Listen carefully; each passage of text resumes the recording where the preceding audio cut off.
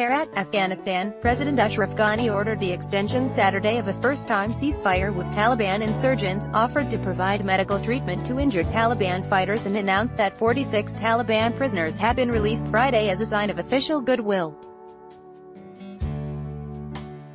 In a solemn speech from his palace in Kabul, Ghani said his government was ready for comprehensive peace in talks, and that he would be willing to discuss all Taliban concerns, including the future role of international troops in the country.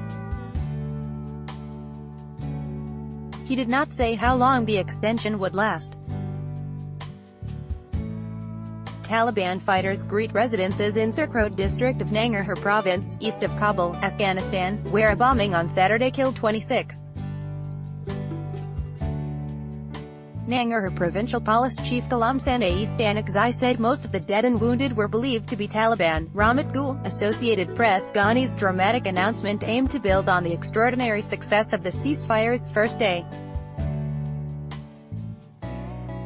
Friday, in which thousands of Taliban fighters poured into cities and towns across the country and joined local civilians and security officials in celebrating the Eid holiday that follows Ramadan, the Islamic holy month of fasting. The president said he was acting to respect the public's wishes and support their demands for peace, and that his government would continue releasing prisoners as long as it received a positive reciprocal response from the Taliban.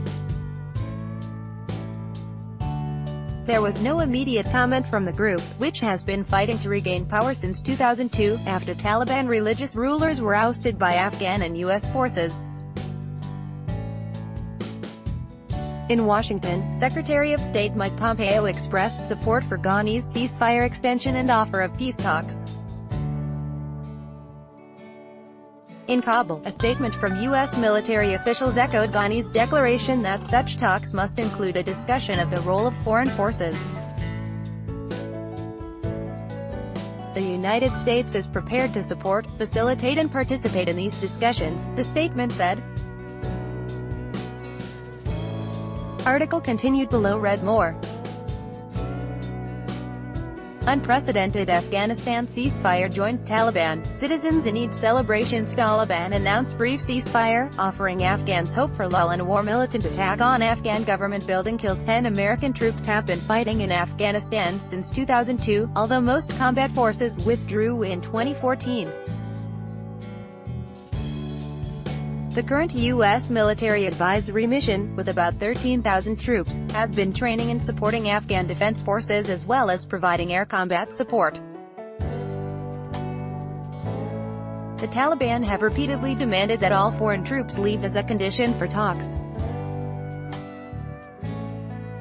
Even as Ghani spoke, the positive momentum of Friday's events was potentially undercut by a bombing in eastern Nangarhar province, outside a site where Taliban and local officials were meeting to celebrate the truce. The bombing killed 26 people and another 41 were wounded, most of them believed to be Taliban fighters who had gathered to celebrate a three-day ceasefire marking the Islamic holiday of Eid al-Fitr, a police official said. Daesh, also known as the ISIS or ISIL, which was not part of the truce, claimed responsibility for the bombing on their affiliated news website. A government defense spokesman said explosives were hidden in a car and that an extremist Sunni militia was likely behind the bombing. Article continued below. Nangarhar Provincial Police Chief Ghulam Sandai Stanakzai said the devastating explosion came as previously unthinkable scenes of unarmed Taliban fighters celebrating Eid, often alongside Afghan security forces, played out in cities throughout the war-shattered country on Friday and again on Saturday. There have been no reports of Taliban attacks since the ceasefire started, however, and the momentum for peace seemed to be building. Several local Taliban leaders said they supported an extended truce, although there are still sharp divisions among its national leadership that could split on conditions for peace talks or on a future political role for insurgents. Over the past decade, numerous efforts to launch negotiations have collapsed. Meanwhile, for the second successive day, emotional scenes of reconciliation and celebration among gatherings of insurgents, civilians and security forces continued in dozens of locations across the country. Ghani declared a unilateral week-long ceasefire last week, and the Taliban agreed to honor it during the three-day Eid period that ends Sunday. The president seemed deeply moved by the outpouring of public support for the truce and said the atmosphere was totally changed from the past. At an impromptu meeting beside a highway outside Kabul, Interior Minister Wais Barmak met with a contingent of Taliban leaders traveling from Wardak province to the capital.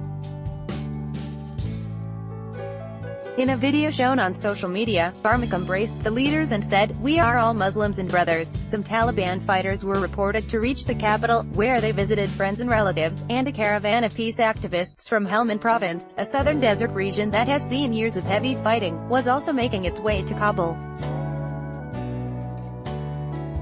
At a crowded outdoor gathering in Pakishan province, an unidentified civilian was shown weeping as he hugged a turbaned Taliban fighter and pleaded with him to stop the war. "Look, everyone you see here, we are all Muslims and Mujahideen," the man said, referring to Afghans who fought against Soviet forces in the 1980s. "Why are you fighting? Our country is being destroyed and we have all become beggars." In another video, a white turban fighter was shown holding two plastic roses while a row of government soldiers posed for photos nearby, some of them also holding flowers.